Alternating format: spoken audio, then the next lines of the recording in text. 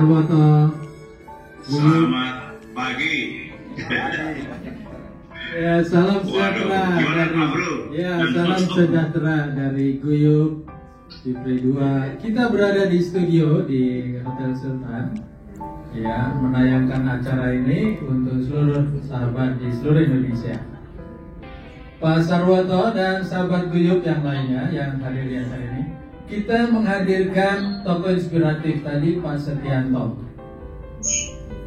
Telah menyampaikan beberapa pesan inspiratifnya. Nah, kini kita mengundang Pak Sarwoto, ya. Dan apa sebetulnya kita ingin dengar dari tokoh inspiratif ini? Saya sedikit ingin memberikan ulasan singkat sajalah, kalau boleh dikatakan ulasan. Tapi maksudnya mengantarkan Pak Sarwoto menyampaikan sesuatu yang menarik buat kita. Pak Sarwoto adalah salah satu tokoh eksekutif Telkom yang telah memimpin PT Selular, Telkomsel Selular, dan berbagai unit organisasi perusahaan di lingkungan Telkom Group. Dan sekarang Pak Sarwoto menjadi Ketua Umum Masyarakat Telekomunikasi. Ya. Jadi kita bercerita banyak Pak Sarwoto tentang tokoh-tokoh kita. Lalu saya bilang, Pak Sarwoto ini cukup unik juga ya, profesional Telkom. Ketika sudah demikian rupa sukses bergaul dengan industri, sekarang memimpin satu asosiasi. Dan yang dipimpin tidak hanya Telkom Group, termasuk ngayomi para pesaing Telkom Group. Lalu teman-teman nanya, kok ya gelem ya dadi ngono. Dulu ketika di Telkom Group bukan main. Wah, Gatot Kocanya Telkom. Minggir semua para pesaing. Nah, sekarang mimpin asosiasi termasuk para pesaing kita, mengayomi. Ada yang bilang, ya dulu persaingan Pak, sekarang kolaborasi. Kolaborasi, persaingan itu mengikuti zaman. Butuh ya persaingan. Butuh mana kolaborasi, ganti mana persaingan. Jadi Pak Sarwoto kita bertanya nih, bagaimana Bapak sampai di sana? Apa yang menjadi obsesi?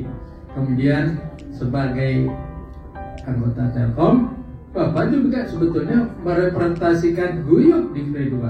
Ya, karena Guyup di Pre 2 juga Telkom, jadi menjadi kebanggaan kita.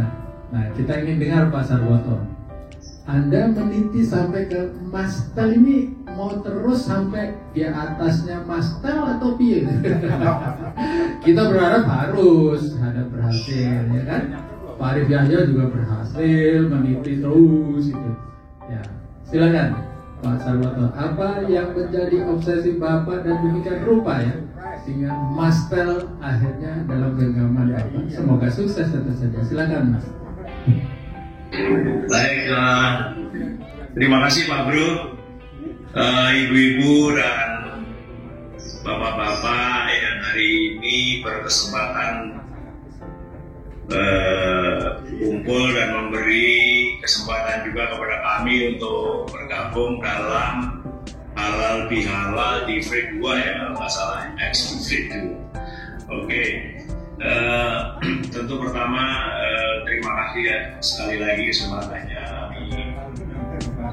Mohon maaf juga pada kesempatan ini kepada seluruh seniors yang saya lihat hadir di sini, dan juga mungkin satu angkatan dengan saya, dan juga ada juga adik angkatan saya, sehingga kelihatan banget kalau hari ini guyup ya.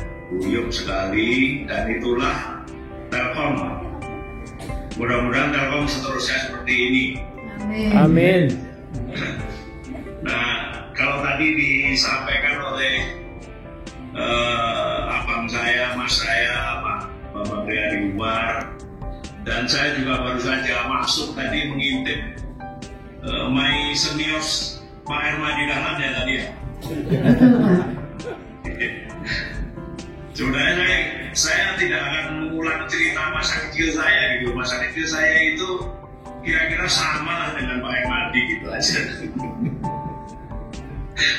Sama gitu ya. Enggak, kalau saya kelebihan tentu saja saya tidak masuk lantai TK gitu kan Pak Hermadi. Kami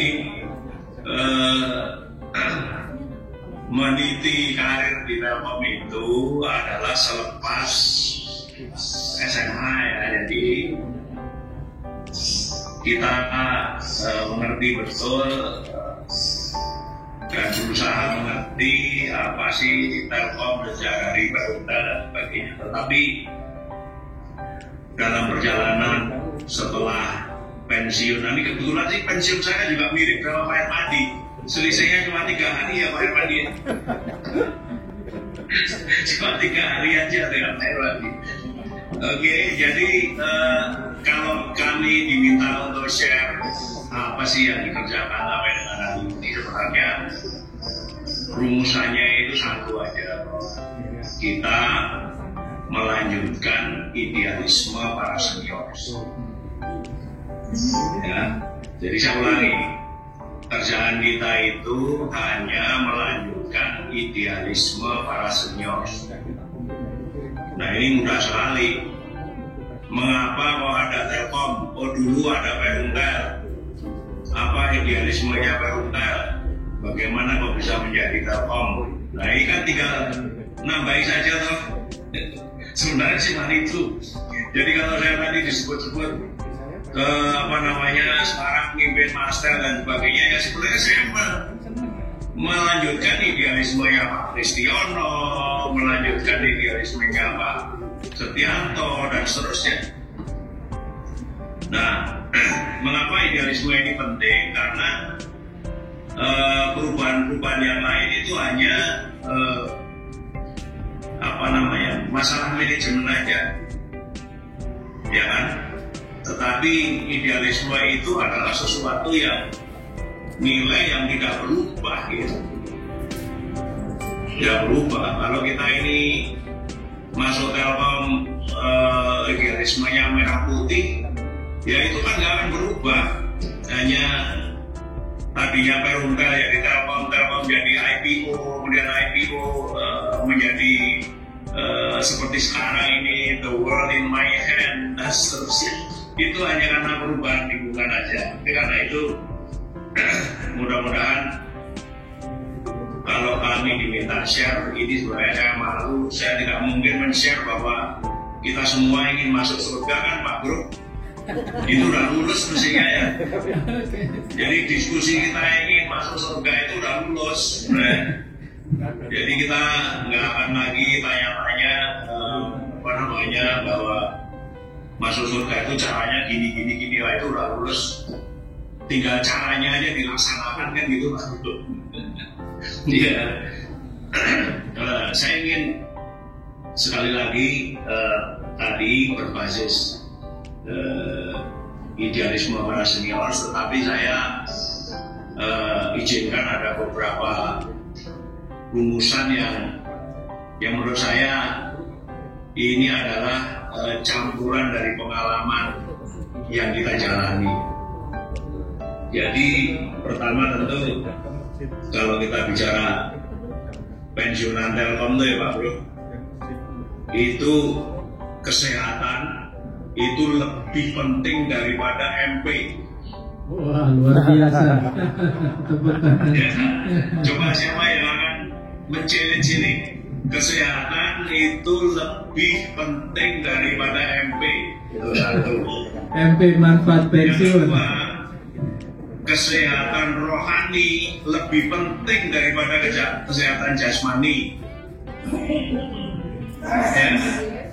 Karena kalau rohani kita payah, jasmani cepat sekali itu hancur. Ya kan itu. Nah kemudian tadi sudah disampaikan juga oleh Pak Hermadi, kalau saya percaya itu bahwa kelancaran dan kesuksesan kita berkarir di mana saja itu bukan dari kelebihan kita, tetapi justru dari kekurangan kita, ya kan? Nah ini bisa terasa lah sekarang ini sekarang ini kan secara praktis ya, kalau kita amati ya Pak Bro ya, kita berkarir di Telkom, katakanlah gitu ya, punya anak 3. Apa yang ada dalam pikiran kita? Aku mau bikin 3 rumah, mau punya 3 mobil, mau punya 3 deposito, ya kan? Untuk apa? Supaya anak-anakku berlebihan tidak seperti aku dulu. Ya. Tapi coba dicek, kalau kita berhasil dengan angka 3 ini, apakah anak kita lebih sukses dari kita?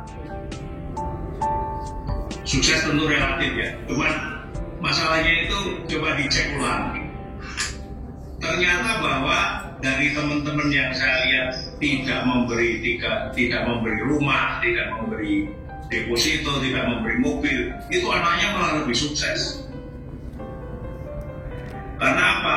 Ternyata orang tua kita itu, ya, nomor 1 itu tugas orang tua kan memberi kemandirian aja pada anak, bukan ketergantungan.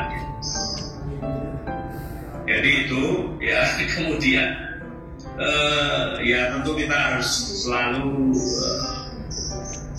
didampingi dan selalu berinteraksi dengan orang-orang yang peduli lah sama kita gitu. Karena di masa-masa sekarang maupun dalam perjalanan itu kita memerlukan itu orang-orang yang peduli pada kita, baik keluarga maupun sahabat-sahabat. Ya kan, pada saat kita kepukul jatuh itu tuh biasa, pasti kita larinya kepada mereka gitu. Maka jangan sampai mereka tidak ada gitu. Ya, saya rasa itu. Kemudian Bapak oke banget nih Pak Bro. Jadi pengalaman saya itu kalau memang boleh di share itu, kita selalu mencoba untuk menjadi good leader yang hampir sama nilainya untuk menjadi good follower.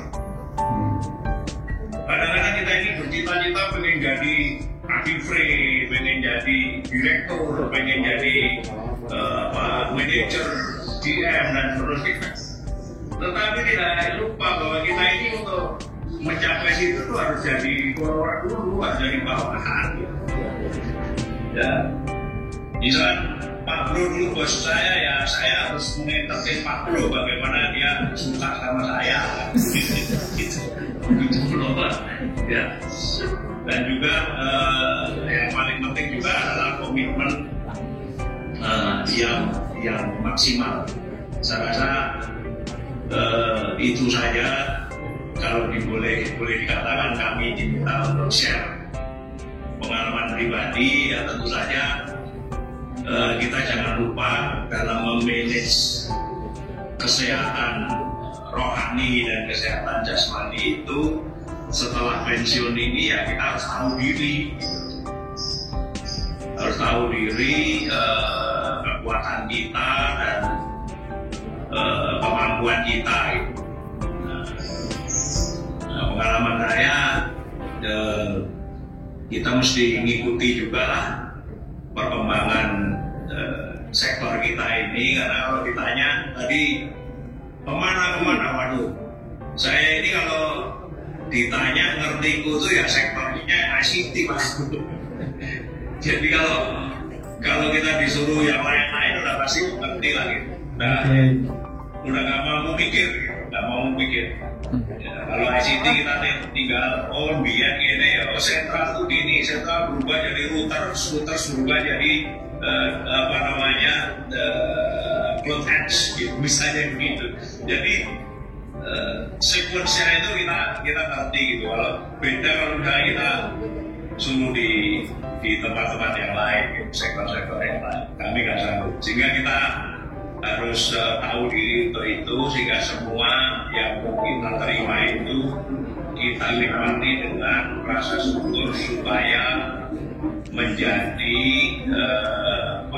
manfaat bagi orang lain maupun bagi kita sendiri. Saya rasa itu Pak Bro. Baik Pak Sarwoto. Pembukaan ya. Ini kan kita nggak diskusi tentang 5G segala kan. belum sampai Mas. Enggak ya.